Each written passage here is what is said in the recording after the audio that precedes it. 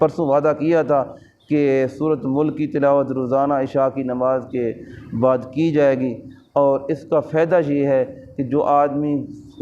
سورۃ ملک کی تلاوت کر کے اپنے بستر پر جائے گا، جب موت آئے گی اس کی میت کو اٹھا کے جب قبر کے اندر رکھ دیا جائے گا تو فرمایا قبر کے عذاب سے وہ انسان محفوظ ہو جائے گا۔ فرمایا یہ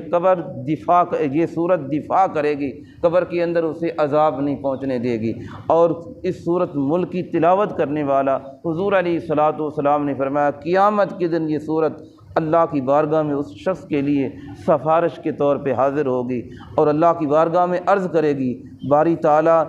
یہ میں تیرے قرآن کا، تیرے کلام کا حصہ ہوں، اور یہ انسان سوتا بعد میں تھا، مجھے پہلے تلاوت کرتا تھا، میں اس کی سفارش کرنے کے لیے تیری بارگاہ میں آئی ہوں، اور میری سفارش اس کے حق میں قبول فرما کے اس کو جنت الفردوس میں اعلیٰ مقام عطا فرما۔ تو اللہ پاک اس کی سفارش کو قبول فرمائے گا۔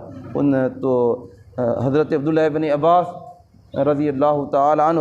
آپ فرماتے ہیں کہ ایک شخص سے کہ آؤ میں تمہیں حدیث کا ایک تحفہ دوں، تو وہ شخص کہنے لگا کون سا تحفہ ہے؟ فرمایا اللہ کے نبی نے ارشاد فرمایا سورۃ ملک خود بھی یاد کرو